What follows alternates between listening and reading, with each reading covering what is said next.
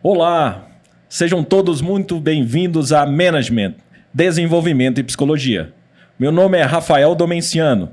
Estou aqui com vocês para mais um momento de muito desenvolvimento e muita psicologia. Seguindo, assim, o nosso compromisso de falarmos sobre os profissionais do luto. Aproveito e peço aquele seu like e que inscreva no nosso canal. Então hoje teremos assim duas convidadas muito especiais. São elas: a psicóloga Letícia Rodrigues, graduada em psicologia pela PUC Goiás, especialista em psicologia da saúde e hospitalar, especializada em ações terapêuticas para situações de luto. Paliativista, psicóloga clínica e hospitalar, idealizadora e cofundadora do Instituto Acolhe-Dor, suporte em perdas e lutos. Também a psicóloga Juliane Maguetas, mestra em sociologia, auditora em saúde, especialista em psicologia da saúde e hospitalar, pós-graduada em ciências criminológicas, cofundadora também do Instituto Acolhe-Dor. E as duas hoje vão estar aqui conosco para falar um pouquinho sobre as ações e reações do luto. Então, nesse instante, convido aí a Letícia e a Juliane a se apresentarem para nós. Pois não, Letícia? Olá, eu sou a Letícia, sou psicóloga que atuo hoje atualmente na psicologia clínica no Instituto Acolhe-Dor, trabalhando basicamente com pacientes enlutados e também presto serviço para a Zelo, né, que é uma empresa de atendimento home care que oferece atendimentos em cuidados paliativos para pacientes paliativos. E já fui parceira, né, do Rafael enquanto psicóloga do Cemitério Parque Memorial e fizemos um trabalho muito bacana quando ainda na pandemia, que foi no primeiro ano da pandemia, né, Rafael? Sim. Primeiro ano. Primeiro ano que teve a homenagem às famílias, né? Enlutadas, sim. Enlutadas pela Covid. Então, teve bastante coisa. Foi uma ação muito bacana. Que ótimo. Juliane? Eu sou Juliane, também sou psicóloga. Me formei em 2010. E quando eu saí da faculdade, meu estágio foi em hospitalar. E eu sempre tive muito interesse em estudar sobre luta. Eu ficava dividida entre luta e criminologia. E eu fui estudar criminologia, voltei, fui fazer uma especialização em psicologia da saúde hospitalar, conheci a Letícia. E a partir daí a gente foi, assim, realizando o nosso sonho, né? Começamos pequenininho, a gente começou a trabalhar juntas na assistência domiciliar. Depois disso eu fui para auditoria, fiz uma pós em auditoria em saúde, agora eu estou terminando um mestrado em sociologia. Por incrível que pareça, o mestrado em sociologia eu consegui puxar para o luto também. Então, assim, é um tema que faz parte do cotidiano mesmo da minha vida, né? E hoje eu também atuo na clínica, no Instituto Acolhe-Dor, basicamente também com pessoas enlutadas. Que maravilha. Mas, assim, sobre o Instituto Acolhe-Dor, no qual vocês duas foram fundadoras, né? O que vocês podem me contar sobre ele? Como funciona, como ele foi criado, o porquê, qual a intenção. O que vocês podem contar um pouquinho para nós sobre isso? Quer que eu fale? Não, fala. O Instituto, ele nasceu, ele começou, né? Esse projeto ele iniciou em 2017. Foi em 2017 quando nós trouxemos um grupo de apoio a enlutados, né, que é o AP, Apoio a Perdas Irreparáveis. Esse projeto é um projeto nacional, que ele foi encabeçado, né, nasceu através da Gláucia Tavares e do Eduardo Tavares, em homenagem à filha deles, que havia falecido num acidente de carro naquele ano. Esse grupo já existe há mais de 20 anos. Se eu não me engano, é 25 agora. São 25 anos que existe o ALP. Certo. E aqui em Goiânia, nós trouxemos e ficamos com o grupo, como coordenadoras do grupo por 6 anos. Saímos este ano, né, por questões de organização pessoal, por filhos, gestação, tudo isso. Então, não conseguimos mais conciliar. Através desse projeto, que era um projeto de encontros mensais, onde nós desenvolvíamos um suporte psicológico, né, a famílias enlutadas sem perfil de luto específico, sem um padrão específico, né, para perdas, há diversos tipos de familiares, né? Então, tinha de todo tipo de perda ali, né? E nunca sabíamos como seriam as reuniões. Tinha um dia, tinha um horário, um lugar e só. A reunião acontecia, como ela iria começar e as histórias que iriam surgir era sempre uma incógnita para nós. E os temas levantados ali. Através daí, observamos a necessidade em desenvolver, né, em iniciar o projeto, que ele começou como Projeto Acolhedor, que era Projeto Acolhedor, Suporte em Perdas e Luto, né? Que ele foi um dos pontapés iniciais para a gente fazer uma jornada multiprofissional, a primeira jornada goiana sobre luto, que nós organizamos, que foi em 2018. Então, foi uma experiência muito bacana para nós, enquanto profissionais, enquanto enlutadas nas diversas esferas, de poder proporcionar isso para o público. E quando a gente pensou no acolhedor, além dos enlutados, quando eu e a Letícia a gente trabalhava ainda na atenção domiciliar, a gente acompanhava muitos familiares, né, que eram cuidadores dos pacientes crônicos. E a gente via que faltava um suporte para esses familiares, porque é muito difícil, a pessoa acaba abandonando um trabalho, né, vive muitas perdas na vida dele, para cuidar do familiar. E a gente sempre falava, nossa, a gente precisa criar um grupo para esses familiares. Então, assim, o acolhedor, ele vem para além do luto, né, para vários tipos de perdas, não somente luto por morte, mas assim, vários tipos de luto, porque a pessoa sai do seu trabalho, sai do seu ambiente social para se dedicar ao cuidado exclusivo, que geralmente o paciente crônico demanda muito tempo, muito cuidado. Então, assim, acarreta várias perdas, né, e a gente achava muito necessário na época, a gente continua achando, né. Então, assim, foram várias coisas que foram acontecendo para a gente poder chegar e começar o projeto em si, que hoje é um instituto, né? Que hoje a gente tem o nosso espaço físico para fazer as nossas reuniões, os encontros.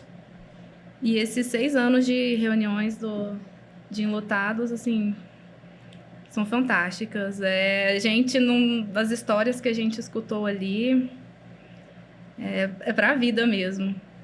É uma rede, né?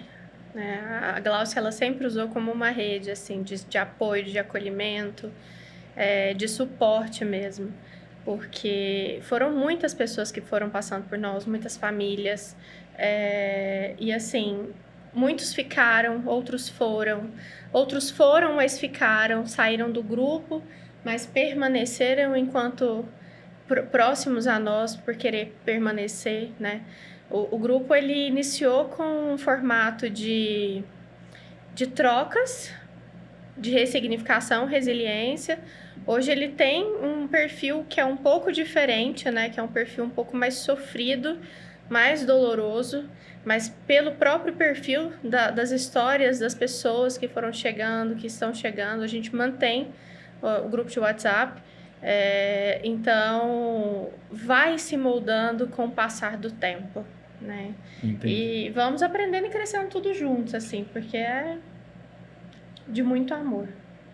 E a gente vai falar lá na frente, mas eu sei que uma coisa muito importante para a vivência do luto é justamente essa rede de apoio, né? E a construção, né, dessa rede de apoio, ela é importantíssima aí para todo enlutado, né? Mas a gente vai chegar lá, nós vamos comentar mais.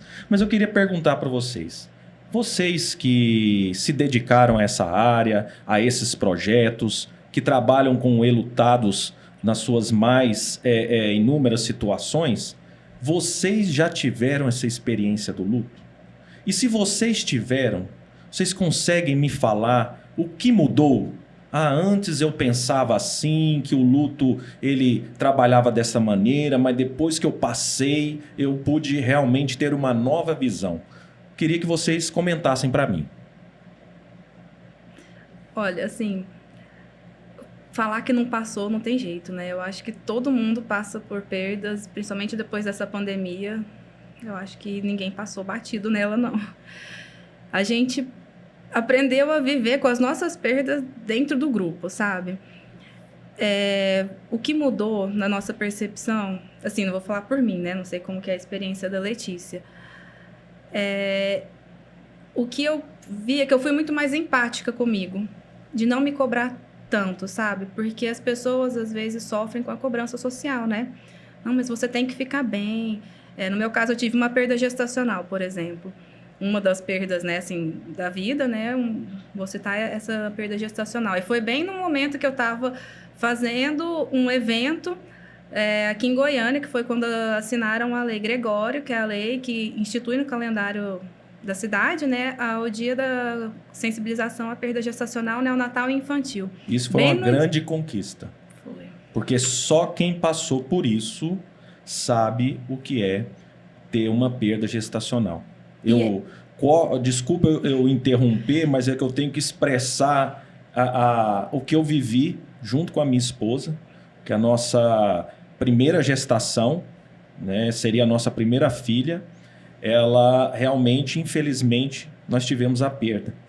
E foi um momento muito difícil, porque o sofrimento é existente e é um sofrimento grande, porque você sente ali, você planeja, faz planos, como qualquer passagem do luto, né? Às vezes as pessoas pensam também, ligam o luto só à morte, só a perda de uma pessoa. E há vários tipos de luto, há várias formas existenciais do luto. Eu tenho luto pela perda de um emprego, eu tenho luto pela perda, né, de uma conquista, pelo um fracasso.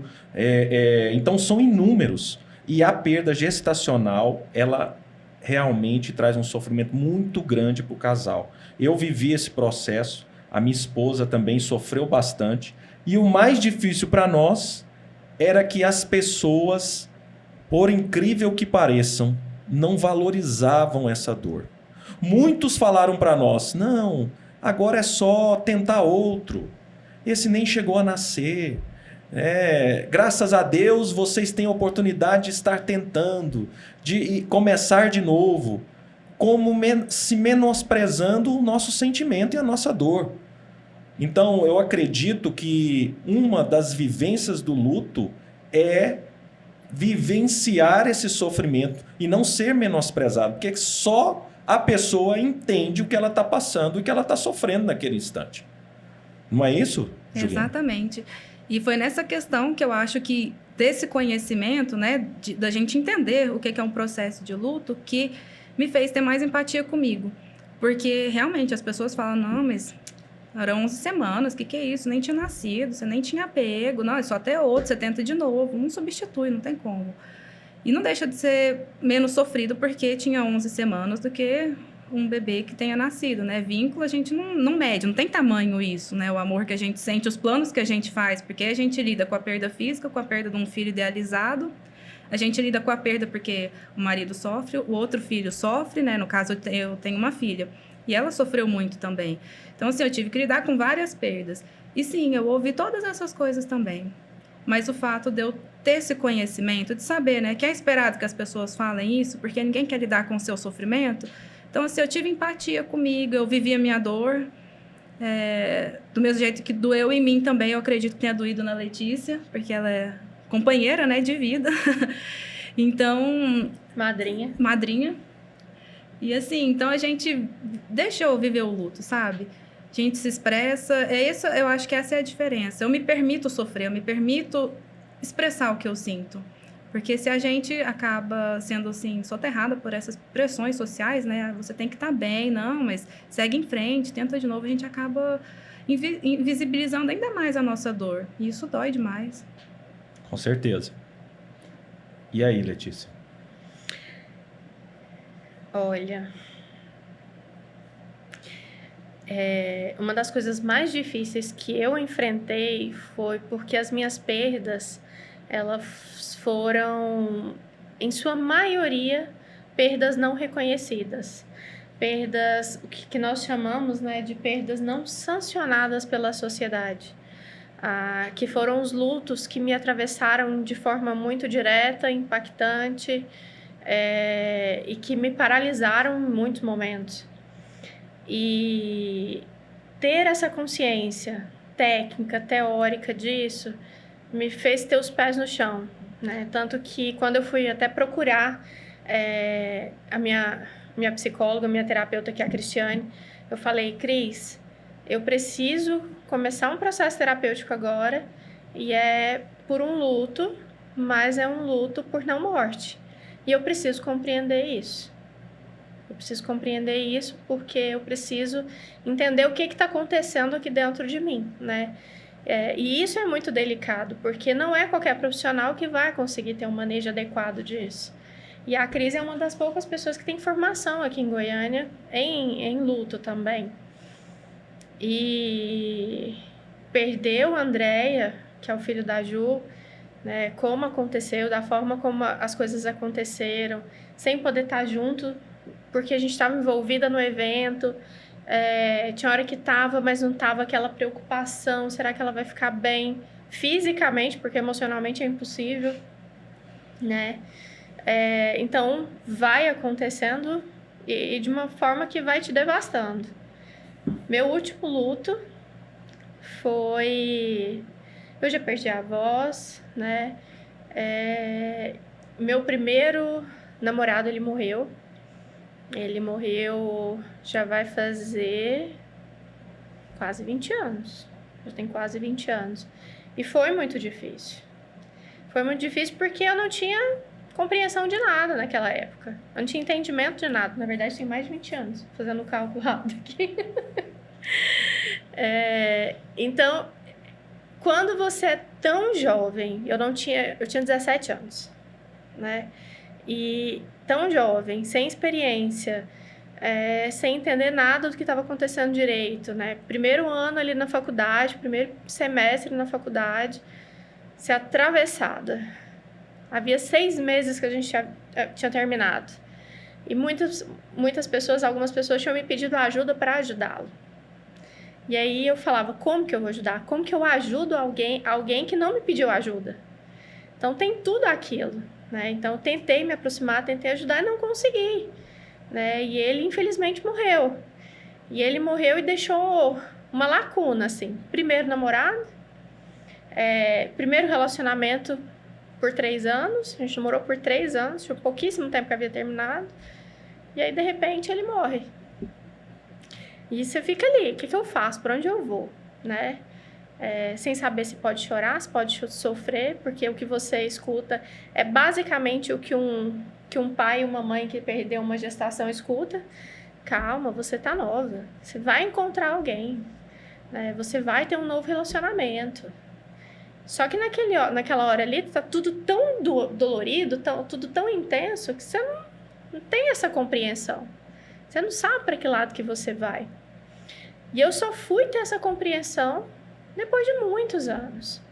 Depois que eu me aproximei do estudo mesmo com o luto, que eu fui compreender que não existem fases para a gente enfrentar nem nada. E que os lutos que me atravessaram de forma mais intensa foram lutos nesse aspecto, nessa proporção. E o último que eu vivi foi a perda do meu animal de estimação. Que é um luto que esse daí é muito difícil para muitas pessoas da nossa sociedade de reconhecerem, né? Uma cadela que tá comigo, ficou comigo por 10 anos, e aí, de repente, ela adoece de forma muito rápida. Eu consegui ter um apoio pelas redes sociais, um apoio para que ela recebesse doação de sangue de vários animais, que foi algo assim que eu nunca tinha visto na vida, nem o pessoal do banco de sangue tinha visto. E muito carinho, muito suporte, mas infelizmente ela não resistiu. Ela não resistiu. E ela morreu meia hora depois da visita. Então, eu saí do hospital veterinário e ela morreu. Eu meio que já estava tentando ali me preparar para aquilo, no meio de uma reforma na minha clínica, no consultório, pintando, cheio de prestador de serviço, e de repente a veterinária dela me liga e fala: Letícia. E eu, pá. Será que existe um espaço aí para eu sofrer? Será que eu posso sofrer essa dor, né? É muito delicado. Porque as minhas perdas, elas realmente não conseguem ser vistas assim pela sociedade. Mas elas são vistas por mim, pela Ju, né? Então, e pelas pessoas próximas a mim também, porque é incrível a rede que eu tenho perto de mim, né? Interessante que a perda de um animal, né, que agora a gente chama até de um membro da família também, porque hoje a gente considera sim, né, um cachorro, um gato, um periquito, um papagaio, qualquer que seja aquele animal de estimação como um membro da família, né? E isso já é de extrema relevância na nossa sociedade, mas ainda sofre julgamentos. Muitos comparam sofrimentos. Muitos colocam o luto, mas quem a pessoa perdeu? Um animalzinho de estimação. Não, mas o luto de quem perde uma pessoa é muito maior. As pessoas têm essa tendência e essa necessidade de medir sofrimentos, né? Como se houvesse forma de medição. Como se a gente medisse o maior ou menor sentimento de um terceiro, porque ele está passando. No luto, nós usamos muita expressão assim, é como se tivesse uma régua, né? Se eu tivesse a régua para poder medir o luto do outro. Não, o meu vai doer mais porque eu perdi a minha mãe. Não, o meu vai doer mais porque eu perdi o meu pai. E esquece que existe uma lacuna ali entre essa perda, que é o vínculo. Que é o vínculo, né, que faz com que você entre em sofrimento, que é o que determina a intensidade desse sofrimento. Então, não é o grau de parentalidade, mas sim a vinculação. Sim. E também eu acho que faz parte do ser humano. Não sei se vocês vão concordar comigo. O ser humano, ele tende a querer colocar métrica em tudo, né? Sempre tende a medir. Quanto eu sofro, quanto eu devo sofrer, o que é aceitável, o que não é. Olha, eu acho que agora eu estou exagerando. Não, aqui está menos, aqui está mais.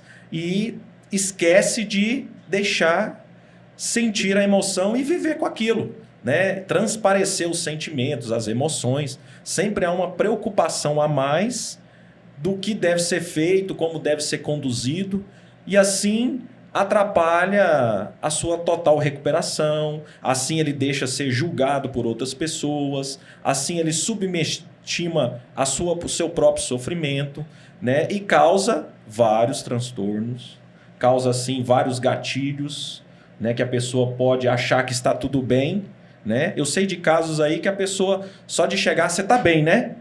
Você está bem, né? A pessoa já vira e fala, não, eu estou bem. Porque a pessoa já chega com um propósito ali de não colocar nenhuma culpa nela mesma, ou não quer uma conversa constrangedora, e já vira para ela e fala, você está bem, né? Porque no íntimo dela ela está pensando assim, porque se você não estiver bem, e eu não estou querendo te ajudar, não. Nem eu não quero participar disso, não. Né? Estou aqui mais por uma situação de educação, de coleguismo, companheirismo, né? Vamos colocar assim. Mais interessante, pergunto para vocês duas, o que o psicólogo trabalha no luto? Quando chega uma pessoa, olha, eu perdi, qual a função do psicólogo, né, nas vivências do luto, nos momentos de sofrimento? E também, outra pergunta importantíssima que muitos querem saber, quando eu sei que preciso de ajuda para vivenciar o meu luto? Vou começar pela segunda pergunta. Ok. A gente começa com a compreensão de que não é todo enlutado que precisa de acompanhamento especializado, né, para o luto. Então, por exemplo, é todo enlutado, eu perdi alguém, eu necessariamente preciso de um psicólogo, de um psiquiatra ou de um outro profissional da área da saúde para poder estar me auxiliando no enfrentamento, na elaboração do meu luto? Não. Né? Então, antigamente era uma média de 70% a 80% das pessoas não precisavam. E uma porcentagem bem pequena da população que necessitava. Hoje, após a pandemia, acredita-se que sim, que aumentou essa porcentagem de pessoas que necessitam, porque a pandemia ela vem trazendo um novo modelo de luto, né? Um novo modelo de luto não, mas uma nova forma de enlutar-se, né? Que é com a ausência dos rituais. Você não tem espaço. Eu não posso velar a pessoa que eu amo. Eu não posso me despedir da pessoa que eu amo. Eu não posso vestir essa pessoa. Então, isso faz com que exista toda uma transformação no processo, né? Então, a partir daí, a gente já consegue entender quando é que eu vou encaminhar essa pessoa para um auxílio, especializado ou não. Qual é a pessoa que precisa ou como o profissional pode estar auxiliando? É importante que o profissional, seja ele psicólogo, ou seja ele psiquiatra, né, ou alguma outra especialidade médica, que ele entenda que o conhecimento específico para enlutados é muito importante. Porque não é nada que a gente vê num livro de teoria como as 5 fases do luto, da Elizabeth Kübler-Ross. Não é isso. Não tem isso, não existem essas fases, né? Por quê? Porque essas fases ela descreveu para falar sobre o processo de morte e morrer, não pelo processo de luto. E o processo de luto, ele vem após o processo de morte e morrer. Então, esse processo de morte e morrer é o processo de adoecimento. Então, essas fases foram descritas para poder estar trabalhando esse momento.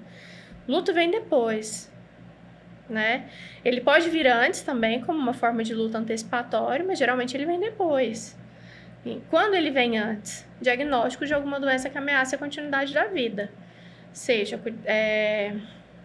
um Parkinson, seja um Alzheimer, seja um câncer, né? Seja qualquer outro tipo, uma esclerose, doenças neurodegenerativas de uma forma geral. Então, quando surge esse diagnóstico, ali já inicia-se um processo de luto antecipatório, pela perda de tudo que a gente vai vivenciar. A gente é paciente, família, certo? O profissional, para ele poder ter essa escuta, é importante que ele compreenda isso. E quando você disse assim, o que mudou, né? O trabalho, a vivência em tudo. Antigamente eu era essa profissional. Eu fui essa profissional que acreditava nas 5 fases. Mas meu conhecimento ainda era raso. Meu conhecimento era muito raso em relação ao luto, aos estudos, a tudo. Hoje não. Hoje é diferente. Então, quando nós que estamos mais à frente dos estudos e tudo, vamos escutando isso, a gente fala, não, peraí, não é bem assim. Não é bem assim. Então, o profissional ele precisa ter essa escuta para conseguir acolher. E é importante por quê? Porque é um atendimento que geralmente ele não vai sair muito do lugar. É um paciente que ele vai trazer para você basicamente sempre a mesma demanda. A gente vai ficar ali girando. Vai ficar em círculos. Mas por quê? Por que disso? Porque a dor é muito intensa. Então, como que eu vou conseguir progredir na terapia se o meu luto está numa fase extremamente aguda? Está recente. Na clínica, nós recebemos pessoas que perderam entes, às vezes com 3 semanas, com 1 mês. O que eu posso fazer por você é escutar. E ao escutar e acolher, que geralmente as outras pessoas não conseguem fazer. Porque todo mundo quer falar alguma coisa para você. Fica assim, não. Vai passar. Né? Não chora, não. A vida continua. A vida continua. Continua para quem? A pessoa não ia querer que você sofresse desse jeito. Como se ela tivesse deixado um testamento falando, se eu morrer, não sofra. Faça isso, né? Então, a gente tem essas formas que dizem ser acolhedoras, vamos colocar assim, né? Então, Vocês conseguem me falar assim que, como você bem colocou, não são todos que necessitam do psicólogo, do psiquiatra nesses momentos, dessa transição ao luto. Você sabe me falar o que fortalece essa pessoa ou o que auxilia a ela passar por esse momento sem um profissional? Olha, Rafael, eu sempre que alguém me pergunta assim, como que eu sei se a pessoa precisa de atendimento? Eu vejo o luto. É um processo natural que a gente vai viver, todo mundo. Qual é o prejuízo que ele está tendo na sua vida? O que ele está te prejudicando em seguir em frente? Porque, assim, a vida continua, a gente sabe que continua, mas, assim, você está conseguindo um dia de cada vez ir para frente? Está conseguindo levantar da cama? Tem dia que não vai conseguir mesmo sair da cama. Faz parte. Quando a Letícia fala das fases, as pessoas colocam como se fosse um processo linear. E não é. É uma montanha-russa. A gente não acorda todo dia bem. Então, uma pessoa que está enlutada também não vai acordar todo dia bem. Então, assim, qual é o prejuízo que isso está tendo na sua vida? Aí sim, buscar ajuda.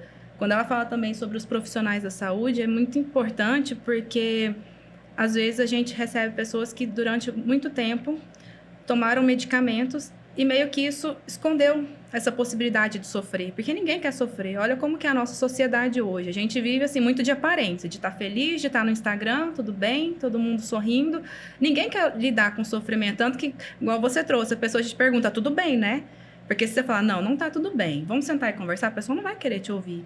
Então, assim, ninguém quer lidar com tristeza, ninguém quer lidar com sofrimento. Essas frases prontas, essas receitinhas de bolo para luto, é um reflexo da nossa sociedade, de não saber acolher, de não saber ouvir, de não ter, assim, uma empatia com o enlutado. Porque o que o enlutado precisa? Ele precisa de acolhimento, de escuta, de só escutar. Ele não quer uma receita, ele não quer uma solução para o problema, porque ninguém vai tirar aquela dor, nem a gente vai tirar a dor dessa pessoa.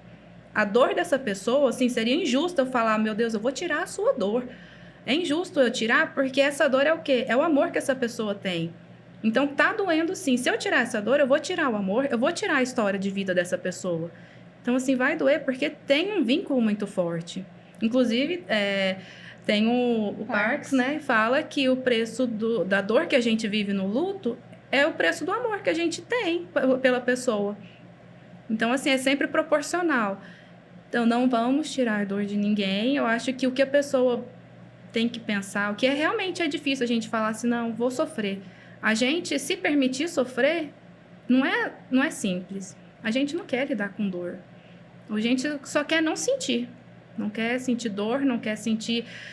É uma dor física, né? Quando você perde alguém, a dor que você sente, eu falo que transcende, porque você não consegue explicar. Você realmente sente uma dor, como se estivesse rasgando seu peito, a saudade.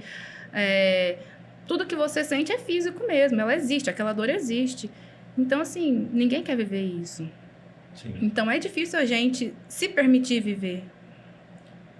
Nós estamos numa época da sociedade que o luto parece que não pode ficar muito tempo mal, né? Essa é a verdade, né? Se eu estou em luto, eu tenho que vivenciar, mas eu tenho que logo ficar bem. Eu tenho que vencer aquilo ali, né? E como vocês colocaram muito bem, vai ter dias que eu não vou levantar da cama, eu não vou querer comer, e nem por isso eu tenho que ser hospitalizado, eu tenho que já ir para um diagnóstico clínico, né? Porque são os altos e baixos normais, mas que a gente passou a não aceitar. Parece que ficar e vivenciar um sofrimento hoje é uma coisa ruim. Ou seja, vivenciar as emoções, se elas são negativas, é ruim.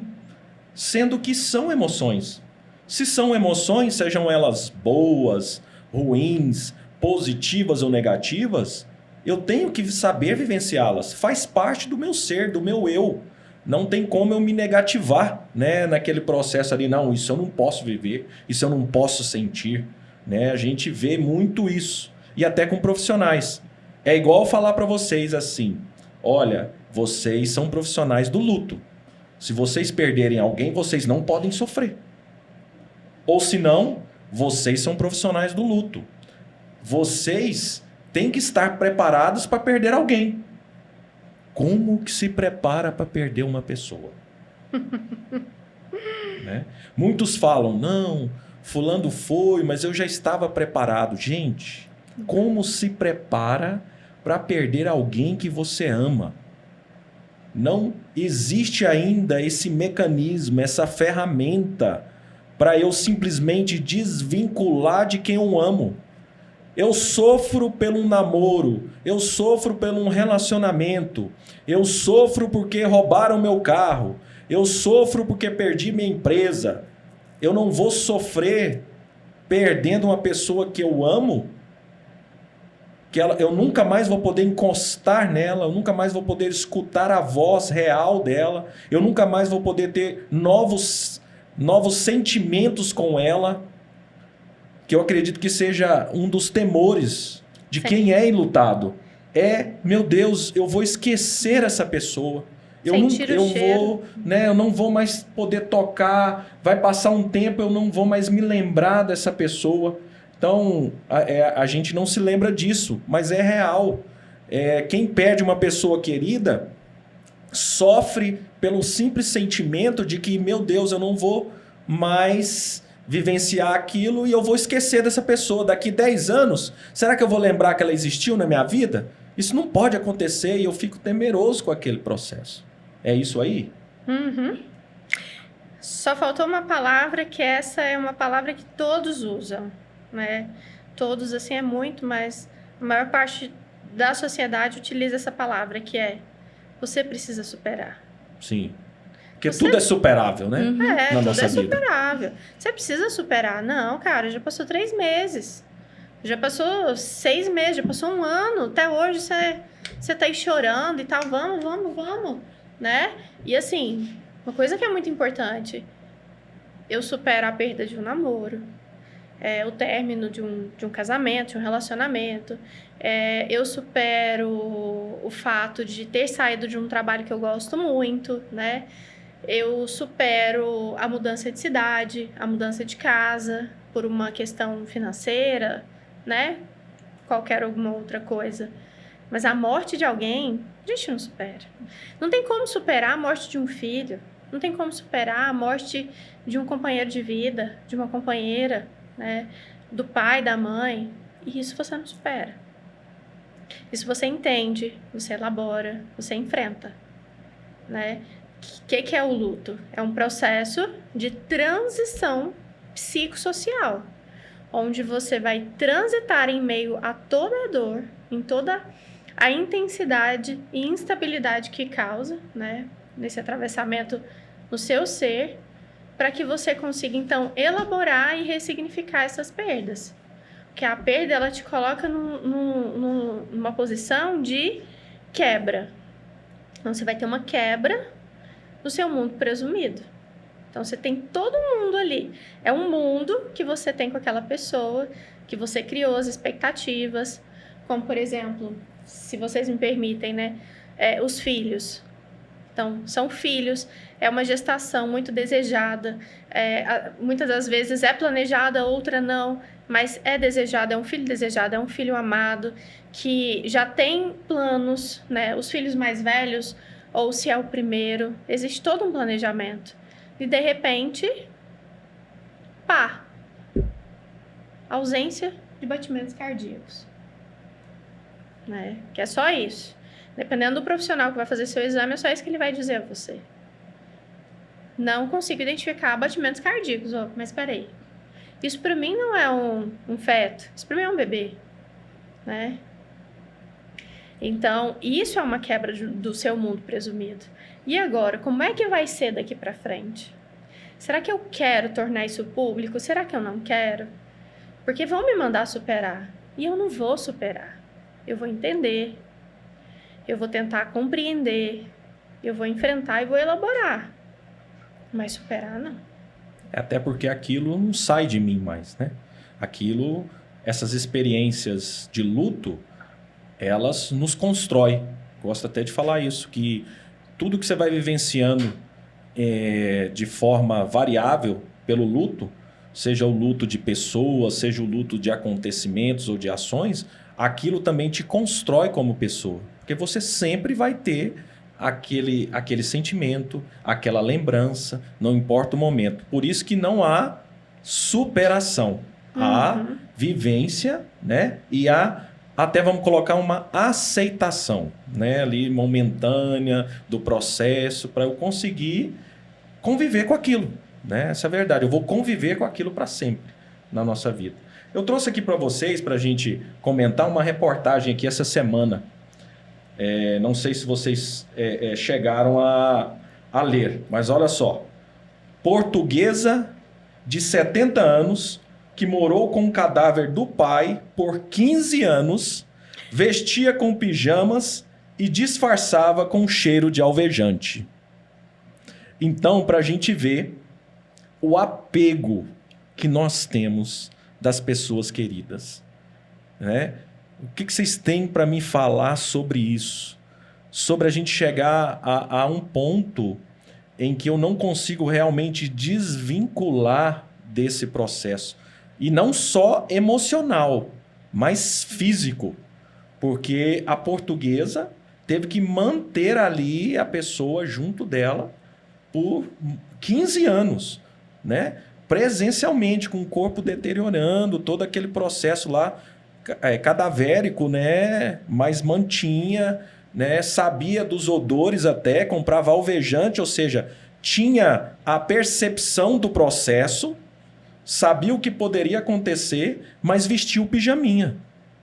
O que vocês me falam disso? Quando eu vi essa reportagem, a primeira coisa que eu pensei foi isso. Falei, como que a pessoa viveu esse tempo todo ali? Porque ela sabia que a pessoa não estava viva. Então, assim, ela estava realmente vivendo a morte física, né? O pai estava morto. Então, assim, o apego é físico, né? O apego dela é... Nós, na verdade, todos nós, a gente tem esse apego físico. Tanto que quando a gente fala que o nosso medo é o quê? Sentir falta do quê? Do cheiro, da voz, de coisas que são palpáveis para nós aqui, né? E imagina um processo de luto de uma pessoa que passou por isso. Porque você manter um cadáver ali não deve ser simples, não. Porque ela queria era o físico mesmo. Era o físico do pai que estava fazendo ela, não sei, não sofrer, mas imagino que tenha sofrido, né? Não sei como é que... Não falou muito sobre ela, né? A reportagem que eu li. Mas quando a gente pensa em ter alguém perto, a gente pensa nessa pessoa conversando, essa pessoa interagindo, essa pessoa dando alguma resposta pra gente, dando alguma coisa em troca. O que ele dava em troca pra ela? Só a presença. Então, assim, realmente, a gente vê como nós não estamos preparados para lidar com perdas. A gente se apega fisicamente mesmo, né? É um apego que vai além do vínculo que a gente fala. Não saudável. Não saudável, Não é um apego saudável. No caso aí, eu já posso procurar um profissional, né? Há muito tempo. Com todo respeito, mas há muito tempo. Por que acontece? Já deixa de ser um processo de luto saudável, né? Então, a gente já começa a ver alguns sinais ali, mantendo, né, a questão de muitas coisas em casa, muitos materiais, muitos itens da pessoa, roupas e tudo. Eu acompanhei uma família onde a filha guardou por muitos anos as roupas da mãe. Depois o pai faleceu, manteve as roupas do pai. Ela morava na mesma casa. O quarto dos pais era o melhor quarto da casa, mas não era o quarto que ela dormia. O quarto que ela dormia era um quartinho pequeno, solteiro, que era o quarto que ela ficava, porque o quarto dos pais era sagrado. Ela precisava de alguém para cuidar dela, num dado momento da vida dela, pelo próprio processo de adoecimento. A pessoa que cuidava dela não podia dormir no quarto. A pessoa tinha que dormir na sala. Como é isso? É um lugar que é inacessível, é intocável, né? É de dor profunda, mas é um processo que ele precisa ser acolhido, e ele precisa ser acolhido de forma respeitosa, porque é um sofrimento intenso, porque a pessoa não está mais ali. É o corpo físico, é matéria, né? Então, assim, e como ela conseguiu manter esse corpo por todo esse tempo? Aí você pode nos dizer bem melhor. Falo para vocês que nós, né, que somos profissionais do luto aí, que exercemos as profissões aí, realmente existem técnicas de conservação do corpo, mas acredito que ela não tenha feito essas técnicas, porque para realizar essas técnicas tem de ser numa clínica apropriada, no local, então realmente, né, sabe lá como ela manteve todo esse processo. E, se eu não me engano, é crime, não é? Não sei das leis lá de Portugal, né, de lá, mas eu sei que, segundo a reportagem, foi retirado o corpo, né, ela também está em observação, com certeza vai ser encaminhado para algum tipo de tratamento.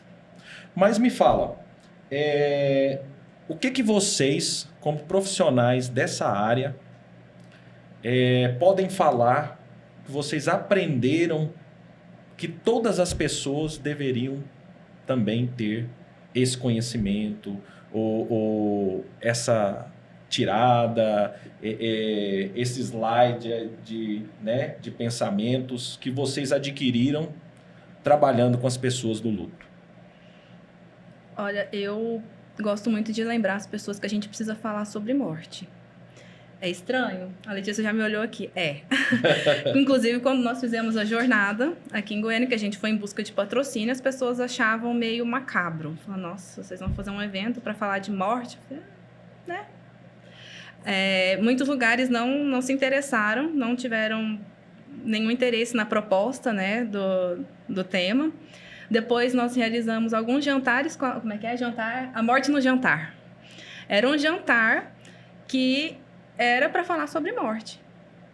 As pessoas achavam horríveis, a gente foi super criticado, porque assim, vamos falar de vida. Ué, mas espera aí, falar de morte não é falar de vida também? Porque a gente precisa quebrar esse tabu que é a morte, né?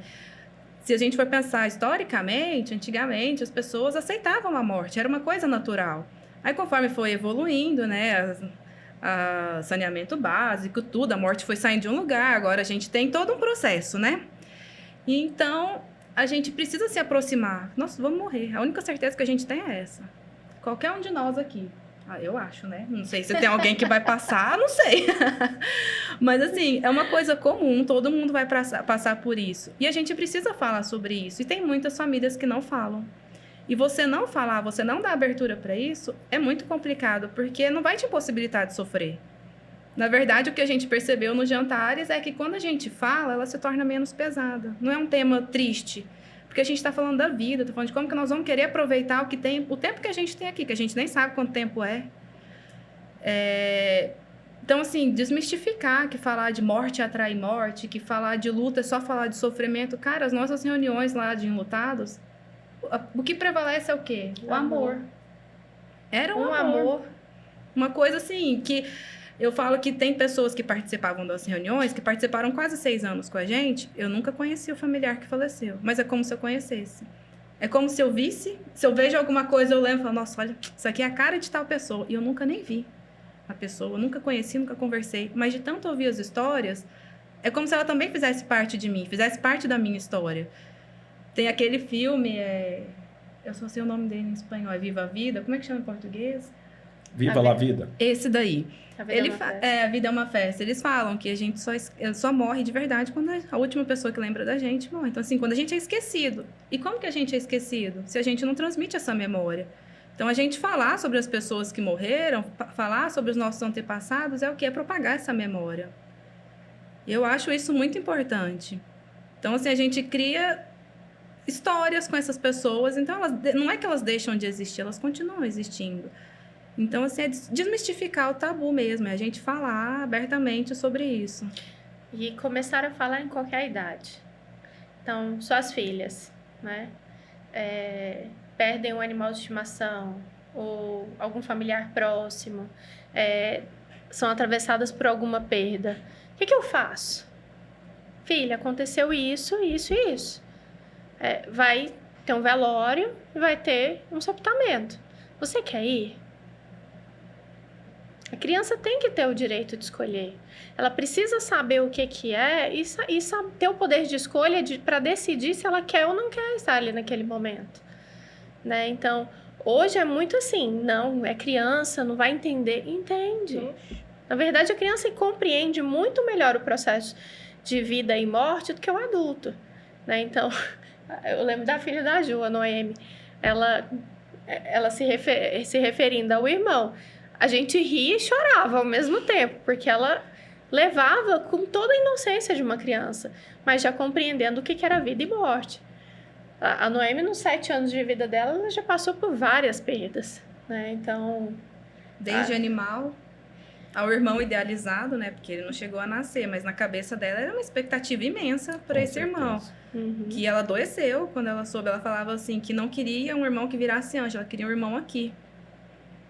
Então, depois a gente teve perdas na família, né? Durante a pandemia, tudo. Mas ela fala, tem gente que acha estranho, né? Às vezes ela fala assim, não, porque eu tenho um outro irmão que mora no céu. Aí a pessoa, nossa, como assim você tem um irmão que mora no céu? Ela chama de outro Ricardo, porque depois eu tive um outro filho, ele chama Ricardo. Ela não fala que o nome dele é André, ela chama ele de outro Ricardo. Eu falei, meu Deus, outro Ricardo, coitado. Aí as pessoas ficam olhando assim, mas ela fala natural. Ela sabe que entre ela e o Ricardo existe um outro bebê. Outro Ricardo. Sim. E tem uma fase, né, das crianças que é muito engraçado. Eu falo das minhas filhas, que a gente às vezes conversa, fala assim, olha, não faça isso. Se você fizer isso, você vai machucar. Aí eu vou morrer? Ou senão você conta a história do menininho que aconteceu isso. Ó, não pode fazer isso. Ó, o que aconteceu com o menino? Ele morreu? Então, a gente pensa que as crianças não entendem, mas eles entendem, eles compartilham. E nesse meio pandêmico, a minha esposa perdeu o pai. Então, minhas filhas vivenciaram esse momento do luto dela. Então, tinha momentos que é natural você ficar angustiado, choroso, e ela conversava. E elas vinham, às vezes, consolá-la. E isso causava uma emoção tão grande nela, que é aí que ela chorava mais um pouquinho mesmo. Porque elas chegavam lá, não, mamãe, seu papai, né, não está aqui, mas o vovô, ele vai estar, né, num lugar assim. E começava a conversar com ela, querendo consolá-la. Então, e a gente pensa que não, o ideal é afastar as crianças desses assuntos, né, desses momentos. Mas quando você afasta, você não permite que ela já crie ali, né, um autodescobrimento. E ela começa a trabalhar as emoções mediante as situações do luto, mediante as perdas. Porque o que a gente visualiza hoje, principalmente com os jovens, é que todos têm muita dificuldade com a perda.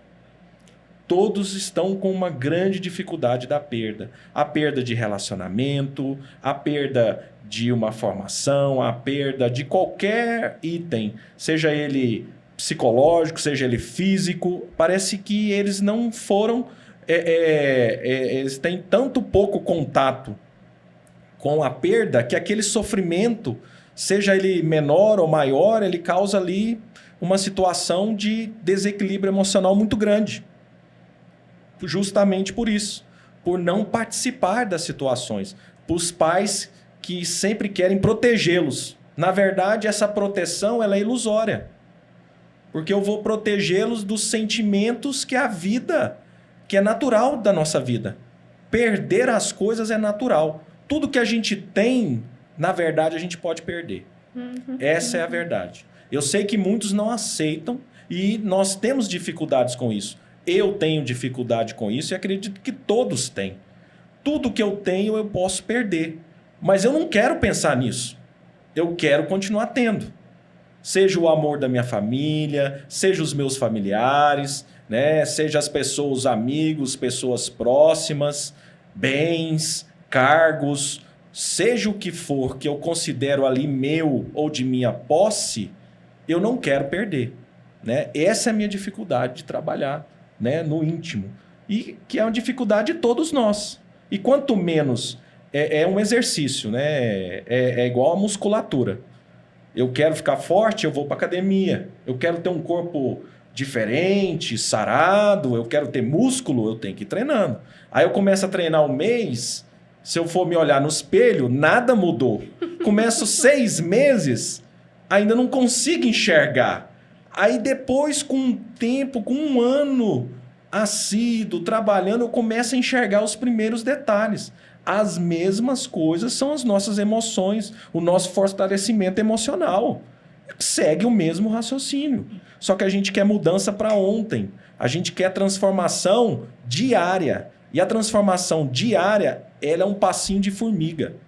Eu vou dando passinhos de formiga para eu construir uma transformação com o tempo. E se eu coloco já desde a infância a esse contato às frustrações, ao luto, aos sentimentos, com certeza essa criança está sendo fortalecida já desde pequeno. Porque ela vai enfrentar esses processos. Isso aí todos nós enfrentaremos. A nossa certeza da vida é a morte. Ela acontece para todos. E eu sou suspeito de falar isso porque eu trabalho, né, nesse segmento também. Nós aqui, como também profissionais do luto, nós vivenciamos esse tabu, essa dificuldade. Nossa Senhora, falou em cemitério, todo mundo, né, já faz o sinal da cruz, aquele que é ligado a essa religião, né? Funerário, carro funerário, já bate na mesa. E falo para vocês o que acontece hoje nas famílias ainda. Muitos adquirem planos funerários, compram jazigos sem falar para os seus familiares. Justamente por isso que vocês colocaram. Esses movimentos aí de um jantar falando de morte, não há conversa de morte entre famílias. É muito difícil uma família que coloca esse assunto na mesa, na sala, no quarto, em qualquer lugar do seu ambiente familiar. Não existe essa conversa. Ninguém quer ter essa conversa. E eu ainda complemento. Nós aqui somos atrevidas e conversamos. Né? Então, é muito interessante, porque quando eu comecei a conversar com a minha família relacionado ao eu quero isso quando eu morrer, né? Todo mundo começou assim, Letícia, mas que conversa é essa? Por que você está falando a respeito disso? Você vai morrer? Você vai morrer? Você está pensando em morrer? Que não sei o quê? Eu falava, não, gente. Mas eu quero, por exemplo, né? Eu chegava e abria as cartas na mesa mesmo. Nós temos até uma técnica que é uma técnica utilizada na clínica que chama cartas na mesa para você poder dizer o que você quer, o que você espera no momento de finitude ou de morte.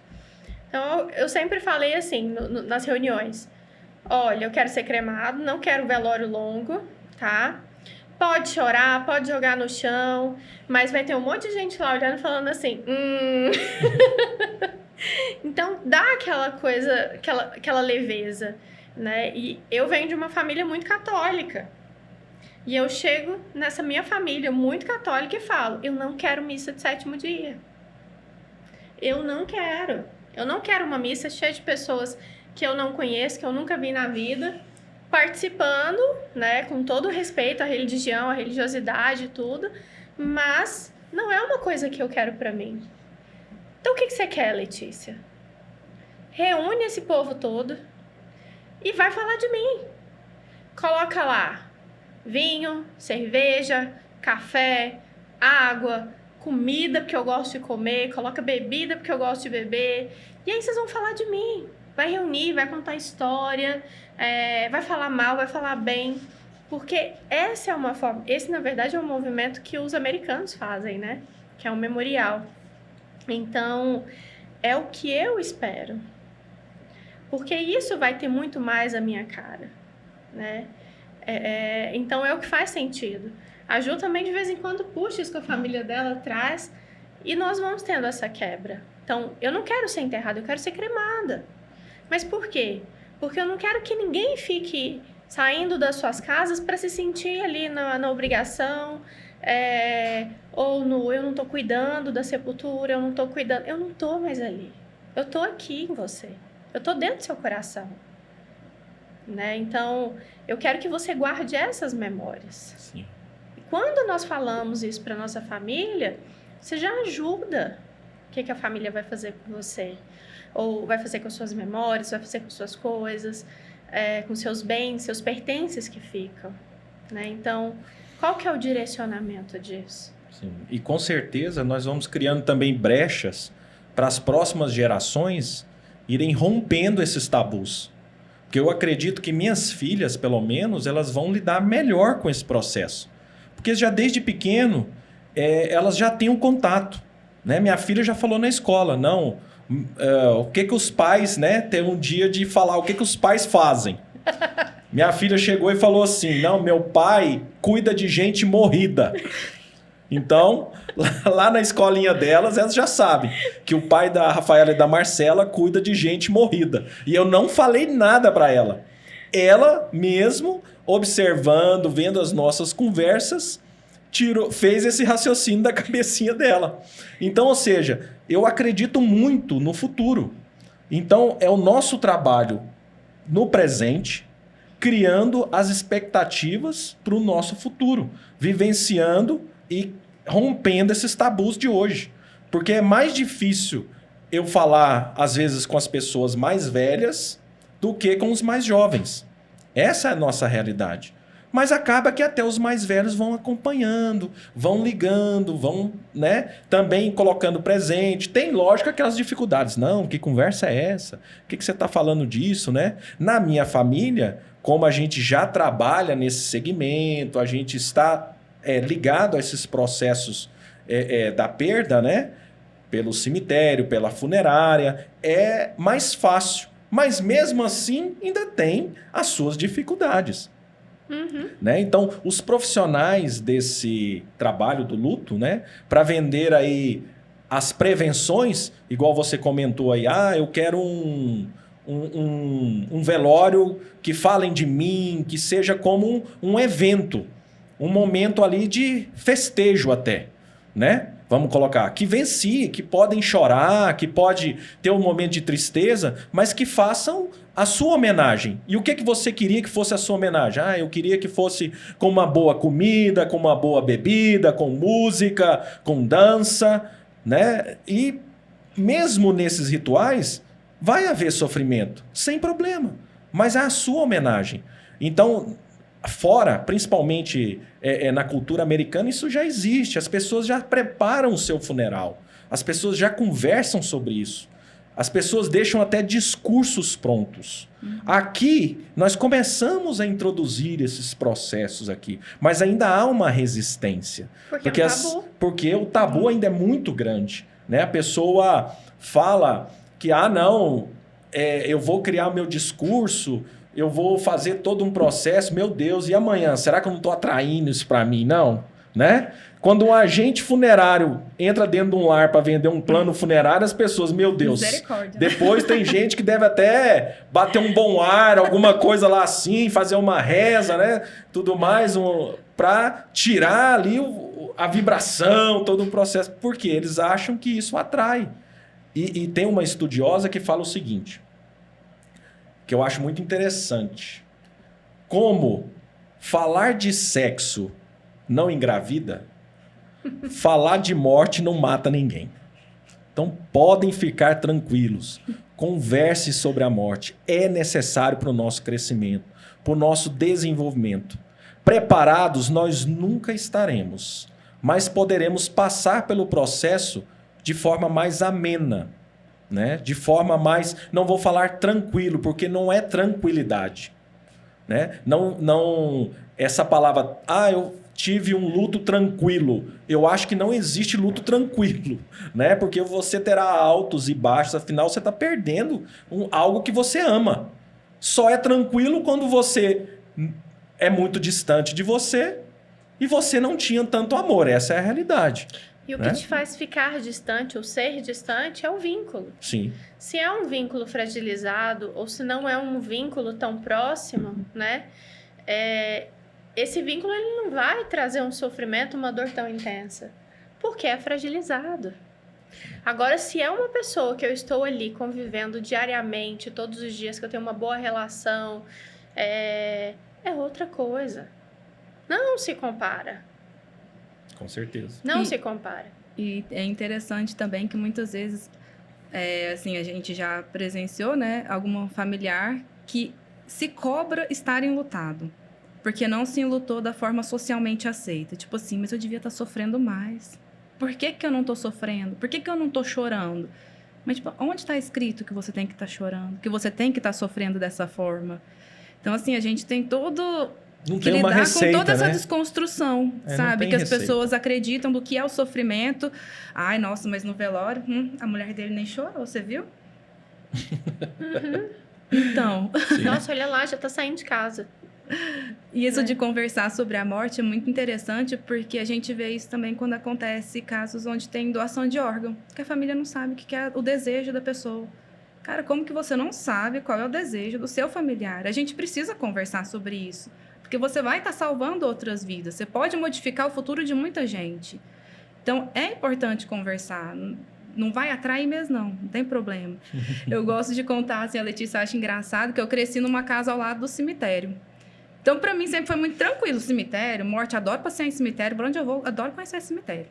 Meus filhos São os também. nossos passeios, viu? É, a gente passeia em cemitério. Então, assim, a gente sempre conversou muito sobre isso.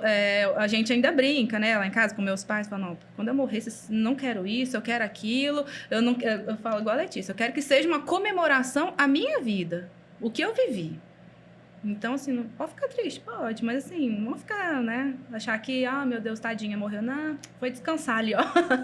Não morre junto, não, gente. Pelo Não amor precisa de morrer Deus. junto. E até pegando esse gancho, com certeza vocês já devem ter participado de alguma despedida, de algum ritual ligado a um cemitério, ligado a uma funerária, não só como prestadoras de serviço, mas também pelo um ente querido ou pelo algum familiar.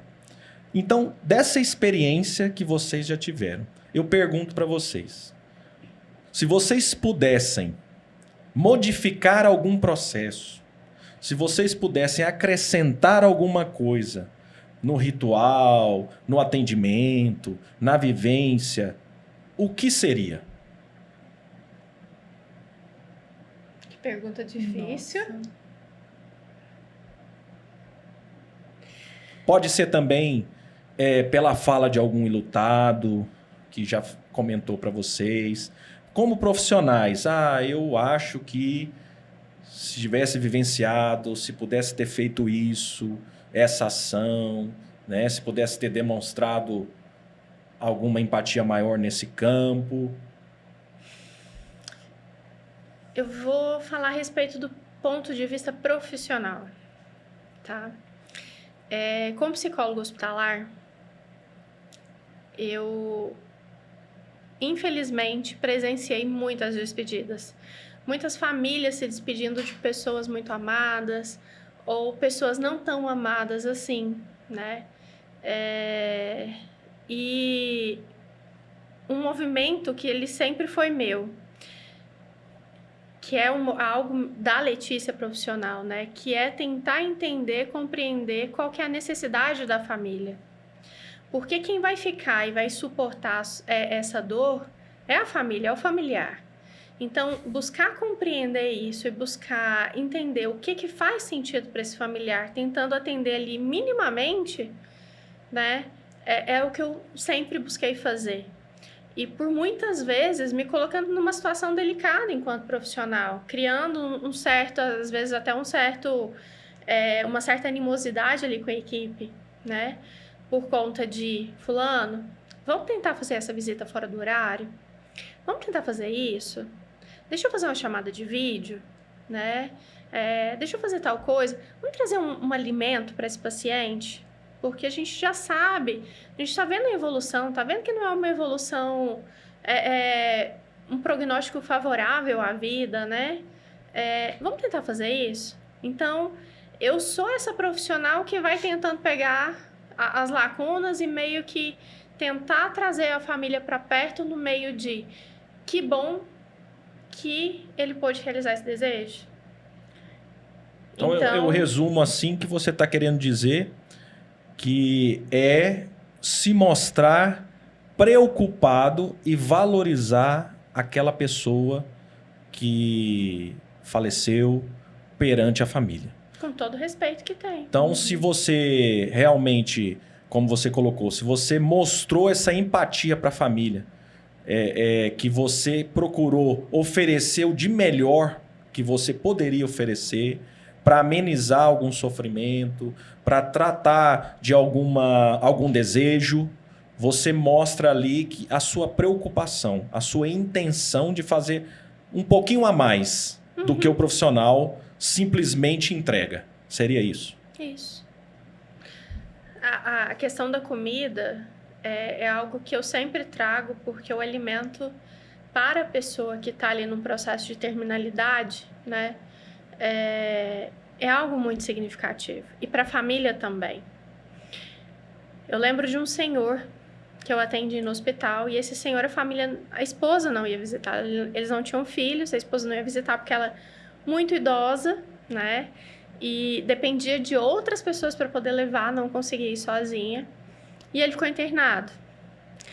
E um dia, ele me pediu para fazer oração com ele, nós fizemos uma oração, ele muito sábio, ele queixava muito de dor, paciente muito poliqueixoso, mas que as pessoas não escutavam a dor dele. E em certo momento ele começou a me dizer assim: minha filha, eu perdi tudo aqui.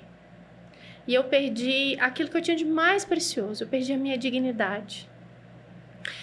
E aí naquele momento a televisão estava ligada, né, estava passando o programa da Ana Maria Braga e passou alguma coisa lá de ovos. Tinha uma cesta de frutas assim e tinha ovos. Eu só queria comer uma omelete. Ou eu só queria comer uma manga. Só que em um hospital, para você conseguir oferecer uma comida a um paciente, se esse paciente oferece algum risco de broncoaspiração, você precisa passar por toda a equipe.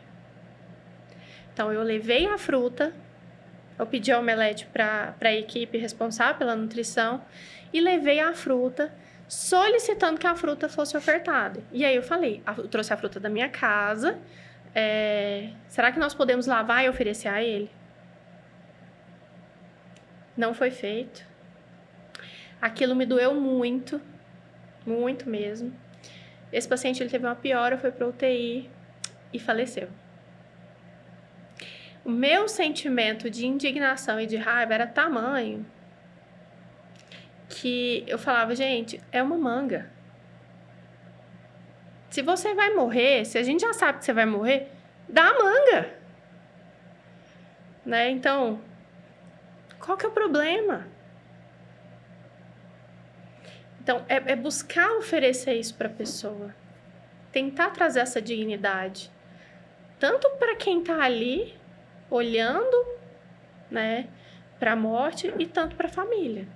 E o engraçado é que, já jogando para a sequência, né, a pessoa faleceu, entra o trabalho dos profissionais aí, das funerárias, dos cemitérios, e aí a família já vivenciou um processo desse. Participou, já cria aquele gatilho de que uma última vontade não foi feita. Aí ele chega para fazer um velório.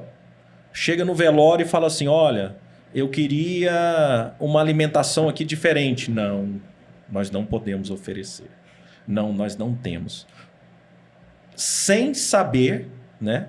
Sem todo o contexto, ali o cemitério, a funerária continua negando à família e até o próprio falecido o último desejo. Então isso é corriqueiro. Uhum. Isso acontece. E às vezes os profissionais, como são partes, né, eles não sabem, não vivenciam o que ficou ali para trás. Só assumem cada um na sua atividade ali e dá seguimento. Por isso que é tão importante, né, na minha visão, nós que continuamos esse processo, né, de cuidar ali do falecido, temos que atentar a esses desejos, a essas observações familiares dentro do possível. Porque com certeza que aquilo que você fizer diferente vai ficar marcado pela vida. Então, se é fidelização que a gente busca de um cliente, né, de uma pessoa enlutada, essa é uma das maneiras. É se preocupando com os desejos e as necessidades. Lógico que nós não vamos conseguir atender a todos, servir a tudo que for, né, solicitado. Mas acredito que dá para se organizar e se estruturar para atender em algumas situações, sim. Então, olha só, mais uma vez, o tanto que isso é importante, essa atenção, esse acolhimento. E aí eu pergunto, então, para vocês. A gente comentou aí sobre as crianças, né? Sobre os filhos. E uma coisa que eu vivencio já, que eu tenho contato, seja por relatos, seja por algumas pesquisas que eu já trabalhei nesse meio, com agentes funerários, com sepultadores, em unanimidade, todos eles falam que o processo de serviço, quando envolve uma criança, ele é muito difícil. Então, os próprios profissionais já colocam essa barreira, já se sentem assim sobrecarregados emocionalmente quando já tem esse contato. Eu imagino o processo do luto, né, para a família, não que eu estou medindo, mas é uma coisa que é o rompimento de um projeto, né? Porque quando uma pessoa mais velha falece, é como uma ação natural da vida. É como se aquilo já tivesse encaminhado a isso. Agora, quando é um mais jovem, quando é um ser ainda em formação, aquilo também, além do processo do luto, é um rompimento, né, do que se acredita na construção ali familiar, na construção de uma pessoa, na construção da sociedade, de tudo. O que vocês me falam disso? É desse jeito mesmo. É porque é mais difícil no sentido da gente entender. Porque na nossa cabeça não faz o menor sentido uma criança morrer e um idoso não. Porque não é o natural. Realmente, e quando a gente fala em relação a pais, os pais, as mães, né? Eles sempre falam assim, como que chama quem perde um filho? Não tem nome para quem perde um filho. Se você perde seu pai ou sua mãe, você é um órfão. Você pode ser um viúvo, você perde o esposo. Mas e como que chama quando a gente perde um filho? Não tem um nome. Não existe uma definição. Então, assim, realmente é muito delicado. A gente vê as crianças como seres que precisam ser cuidados, que precisam, né, de todo um suporte, são seres dependentes. Então, a gente já tem esse instinto de cuidar, de proteger. E quando isso foge das nossas mãos, é difícil a gente lidar com essa... Como é que eu posso falar assim? Com essa incapacidade nossa de controlar tudo que acontece na vida. Igual a gente estava falando antes sobre proteger os nossos filhos, né? Tem o nosso limite, assim, a gente não tem esse poder de impedir a morte de um filho, por exemplo. Com certeza. Estou aqui paralisada pensando no quanto sempre foi difícil para mim a questão do iniciar, né? Do começo. No que diz respeito à da própria perda de um filho. Acho que a Ju, pelo tempo que nós convivemos, sempre disse para ela, esse é o maior medo que eu tenho na minha vida, perder um filho. E aí, estou quase entrando no 3º trimestre de uma gestação planejada, gemelar, onde todo o processo que eu fui fazendo, que eu fui dando, cada passo que eu fui dando, foi assim. A Ju me perguntava, Lê, você comprou os berços? Eu falei, não. Ainda não. E o medo que você tem de comprar esses berços e, de repente, essa criança não ir para casa? Né? De repente, esse filho não chegar para você. E isso eu tô falando agora como uma mãe que está grávida, né? Então, de 2 crianças que eu sei que pode ser que evolua tudo perfeitamente bem, como pode ser que tenha algum problema ali no meio do caminho. Agora, se eu vou trazer para você a minha percepção enquanto profissional, em que em muitos momentos precisou acolher famílias enlutadas pela perda de um filho durante as madrugadas na emergência do hospital, foram os atendimentos mais difíceis que eu fiz. Foram os atendimentos em que, em muitos momentos, eu caía no choro, né? Eu me segurava ali, eu me mantinha. Eu ficava com a criança, ou eu ficava com os pais, ou eu ficava com os pais permitindo que os pais ficassem com aquela criança no colo, com todo o processo que era possível e não possível, às vezes, para que pudesse acontecer essa despedida.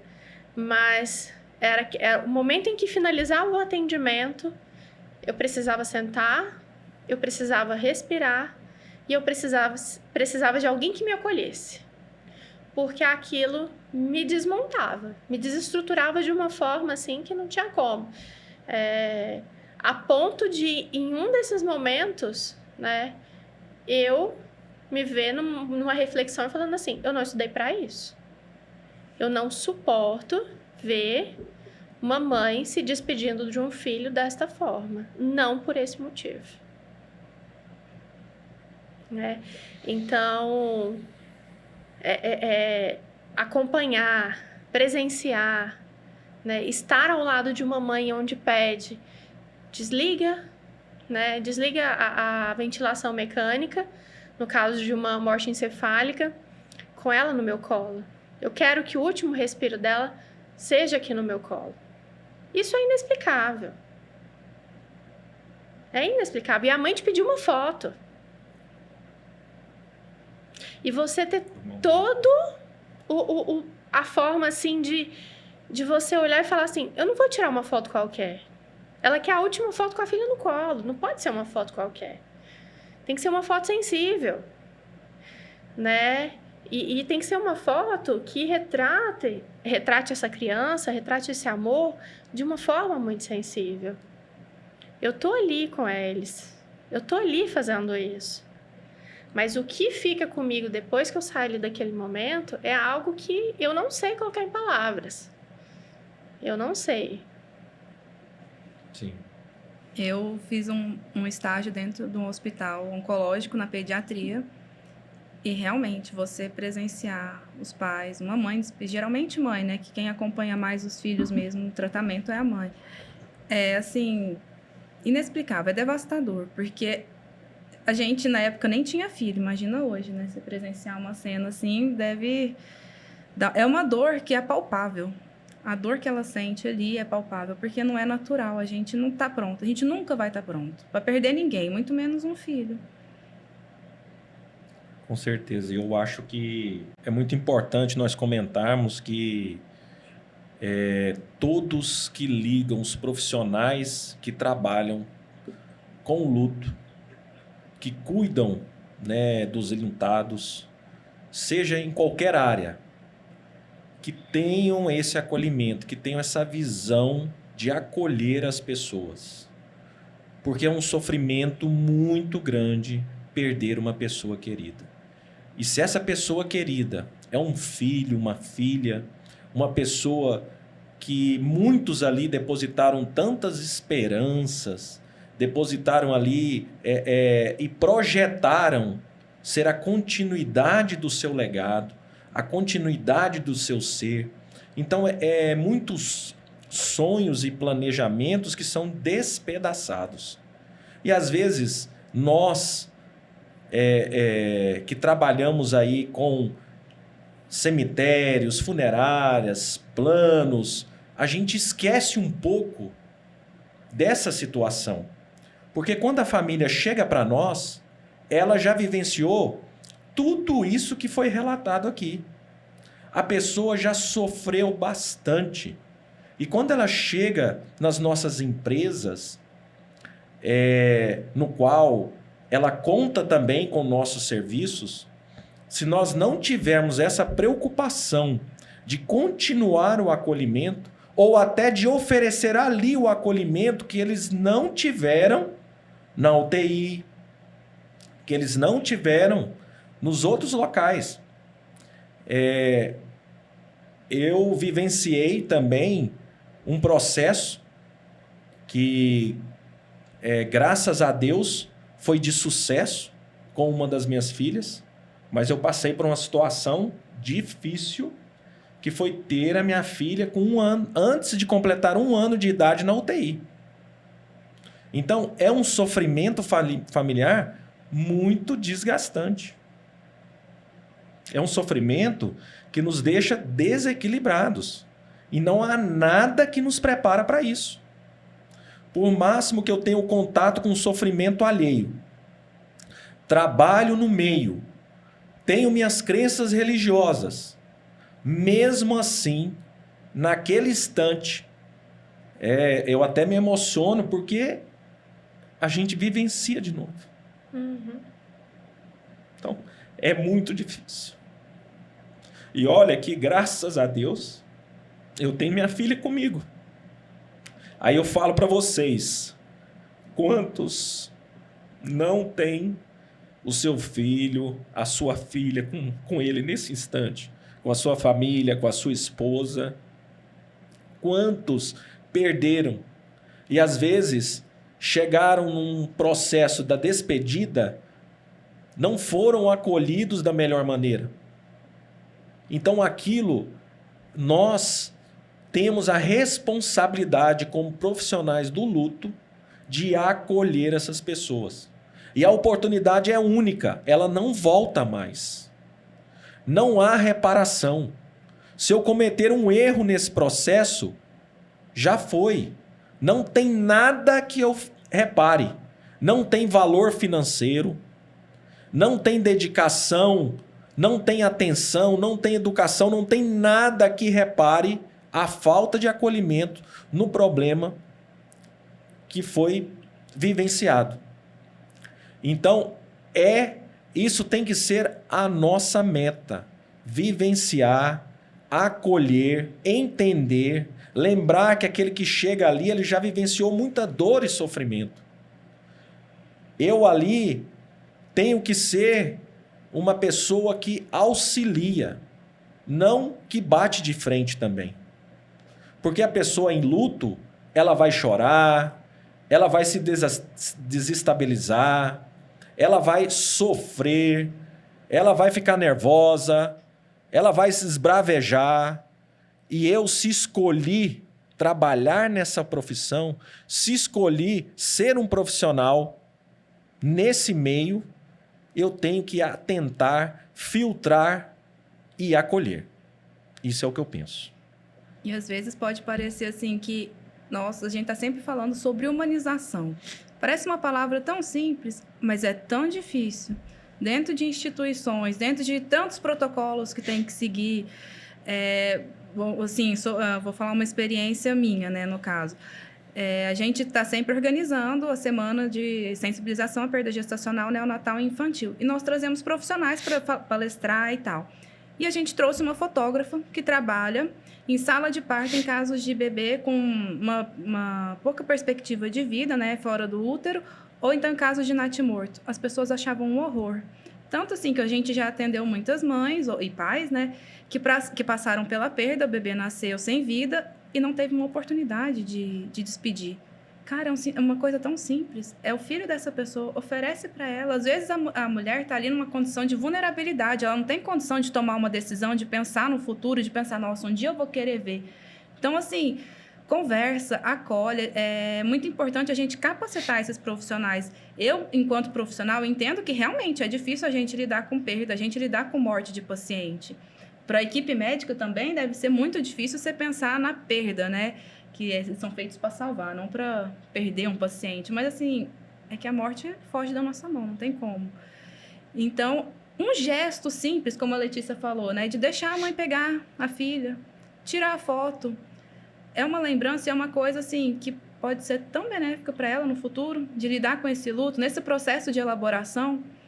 Sabe, quando a gente perde um bebê, a gente não tem memória, a gente não tem o que lembrar dessa criança. Então, ter uma foto do pezinho, ter uma foto do bebê, deixa a mãe ficar com essa criança, não tem problema, deixa segurar ali, enrola num paninho, deixa dar um cheirinho no bebê, são coisas que vão ficar. E isso faz tanta diferença na vida dessa família. A gente vê em outros países, tem muitos protocolos, assim, muito interessantes de humanização em relação ao luto perinatal, porque eles permitem que os pais fiquem, às vezes integram os outros da família, traz os filhos, os avós, para ficar com o bebê o tempo que for possível. Tem alguns lugares onde eles têm um berço, né, que você pode passar vários dias com o bebê, coloca no berço, ele conserva o corpo. Então, assim, são possibilidades para facilitar um processo de elaboração do luto, né, que a gente, na verdade, pode fazer. Só ter um pouco de humanidade. Sim. E eu queria fazer aqui com vocês um bate-bola aqui rápido sobre as perguntas mais frequentes sobre o luto. E aí eu peço que vocês me respondam aí com uma frase aí, tá bom? Então vamos lá. Perguntas mais frequentes. Toda perda implica em processo de luto? Sim ou não? Sim. Sim. Sim. Respondendo. Quais são as relações mais comuns no processo do luto? Raiva, Medo, choro, culpa,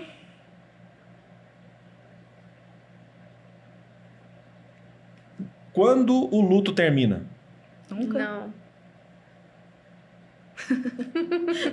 Não termina. Não termina. Enquanto você estiver vivo, ele não termina. Eu vou voltar a ser como antes? Não. Não. Depressão e tristeza são diferentes? Sim. O que eu faço com as coisas da pessoa que se foi? O que você quer fazer com as coisas da pessoa que se foi? Eu acho que é importante a pessoa se perguntar, né? Primeira coisa. O que pode ser feito? É. Para onde você quer direcionar, né? Será que eu quero doar? Eu vou doar para quem? Vou doar para a família? Para uma instituição? E essa é uma pergunta que as pessoas devem se fazer logo em seguida, né? Da perda. Mas às vezes dá para você esperar um tempo, assentar um pouquinho os sentimentos, as emoções, né? Porque é uma coisa muito importante você mexer nas coisas de quem faleceu, né? É uma das coisas mais difíceis para fazer. Que leva, assim, dias, semanas, em alguns casos, alguns meses. Porque é você invadir a privacidade de alguém.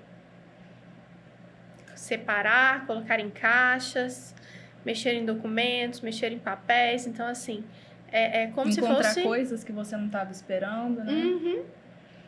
É interessante isso, assim, fugindo um pouquinho, né, do bate-bola, que eu acompanho famílias de pessoas desaparecidas. Ninguém fala que isso é um processo de luto, mas é uma perda, porque aquela pessoa saiu daquele âmbito familiar, é uma perda que você não vai elaborar.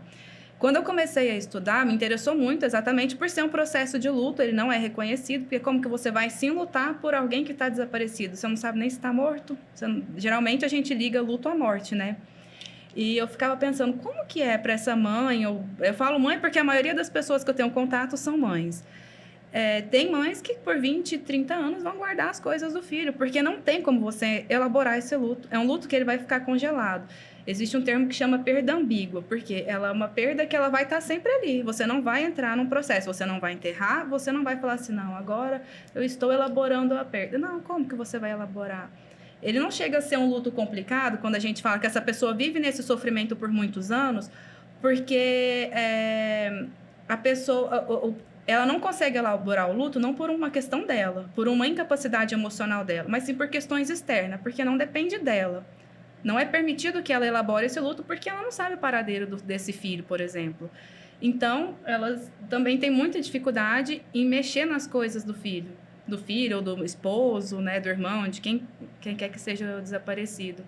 E elas guardam por anos. Às vezes o quarto fica intacto, fecha só a porta e deixa ali esperando voltar. Interessante. É melhor tratar o luto em grupo ou individualmente? Depende. Eu ia falar isso mesmo. Do quê? Da pessoa. Depende do enlutado. O que é que faz sentido para ele? É porque em grupo as pessoas compartilham e elas se dão suporte, né? Às vezes a pessoa ela tem um pouco mais de dificuldade de falar, mas em grupo ela pode ouvir. E ouvir pode ser terapêutico para ela também. Eu vou puxar a sardinha pro grupo sempre, porque eu gosto muito de grupo, tá? O que dizer para confortar uma pessoa? Sinto muito e dá um abraço. Eu acho que quanto menos falar, é melhor. Muitas vezes a gente quer falar alguma coisa e acaba falando que não devia. É. Quando você não sabe o que dizer, só abrace. Ofereça um abraço. O que dizer, não tem o que dizer. Nada que você... a gente começa entendendo que nada que você disser vai ser o suficiente. E o que eu nunca devo falar para uma pessoa que perdeu alguém querido? Supera. Vai passar. Para de chorar. Você ainda tá com as coisas dele guardadas? Tira essa aliança. Nossa, mas você já saiu de casa pra passear? Já deu as roupinhas? Nada que envolva já ou nunca. Já deu as roupinhas do bebê? Já desfez o quarto? Ainda, já, nunca. Essas palavras... Nunca. Pode riscar. Nunca. Só nesse momento, nunca. E eu vou fazer uma pergunta para vocês agora. Caso vocês tenham hoje só mais um dia de vida, o que vocês fariam com esse um dia? E qual mensagem vocês deixariam para quem vivenciaria o luto pela perda de vocês? Essa mensagem seria específica a alguém ou você deixaria para um coletivo? Olha, se eu soubesse que era meu último dia, eu ia querer comer tudo que eu gosto, sem me preocupar com dieta. E assim, uma mensagem... Aproveita a vida, porque eu aproveitei muito. E se eu fui é porque eu não tinha mais o que fazer aqui. Me deixa descansar agora. Não queira vir junto. Não. E seria para alguém específico ou para um coletivo de pessoas? Para as pessoas próximas. E aí, Letícia?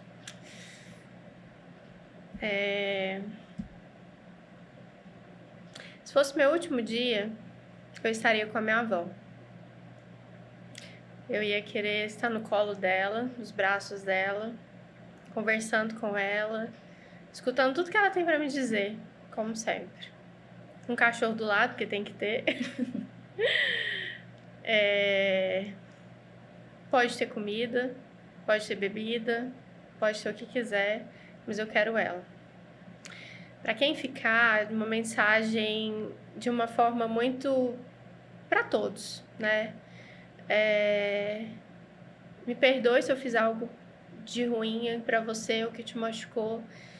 Não se prenda à memória, né? A memória que você tem de mim. Se permita viver, se permita sorrir, saia, viaje, vá aproveitar. Eu vou estar com você, eu continuarei com você, mas dentro do seu coração. E, para a gente já caminhar para nosso término, o que vocês gostariam de falar aí, que a gente não comentou? Ou que mensagem vocês gostariam de deixar para os profissionais que lidam com o luto das pessoas? Seja profissionais, colegas psicólogos, sejam pessoas que lidam nos hospitais, sejam aqueles que já cuidam do corpo falecido, os agentes funerários, sejam aqueles profissionais do cemitério que ali auxiliam no velório, no sepultamento, a todos que participam, né, dessa rede, essa construção da despedida. Que vocês gostariam de deixar aí para eles? Eu diria para ter respeito, que acho que é o mínimo. Às vezes, você pode não estar gostando da situação, pode não aceitar a situação, mas a gente precisa respeitar a pessoa que morreu, precisa respeitar a família. Então, assim, respeito é o mínimo. Empatia. Empatia com aquela família que está vivendo o seu pior momento. Que está vivendo provavelmente a pior fase da sua vida, o pior momento da sua vida. seja sensível à dor do outro. Seja sensível ao que essa família está apresentando. Porque não tem nada que vá conseguir reparar depois. Se você negar uma visita estendida, se você negar um abraço, negar um beijo, mas está em precaução de contato, não pode. Não tem nada que vá amenizar isso. Nada. Então, imagine se fosse você ali. O que você gostaria que pudesse ser feito? Imagine se fosse seu filho, se fosse seu pai, sua mãe, seu esposo, sua esposa. Como seria para você? A pessoa mais importante da sua vida está ali, você vai se despedir dela. O que você gostaria que fizessem por você? A base é compreender isso para que você possa minimamente ser empático com essa pessoa. Né? Então, permitir esse momento. Permitir que seja feito isso. Porque vai embora. E às vezes é tão pequeno para o profissional e tão grande para a família. É um tempinho a mais. Certamente. Então, gostaria de agradecer aí mais uma vez as profissionais que estiveram aqui com a gente, a todos vocês que nos acompanharam até aqui. A mensagem que eu deixo é: vivencie e deixe que os outros também vivenciem. Respeite as suas emoções e, principalmente, respeite as emoções alheias. Como profissionais do luto, o acolhimento em primeiro lugar. Seja humano, mas um humano que acolhe, o humano que ama, o humano que entende a perda das outras pessoas. Porque em algum momento das nossas vidas, nós também perderemos.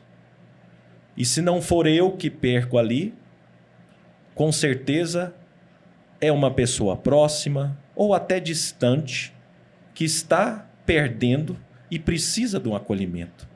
E se é minha escolha ser um profissional do luto, no mínimo eu tenho que ter a ética e a obrigação de exercer da melhor maneira possível como o profissional que exige naquele momento. Um grande abraço a todos vocês. Convido a nos acompanhar. Estaremos aqui sempre trazendo mais informações, mais desenvolvimento e mais psicologia para o nosso campo profissional, para o nosso campo mental, para o equilíbrio e para o desenvolvimento íntimo e coletivo. Então, se você gostou desse vídeo, dê um like, siga o nosso canal, compartilhe com amigos, com pessoas que você acha que vai ser importante compartilhar desse assunto. Um grande abraço a todos e até o nosso próximo encontro. Obrigado.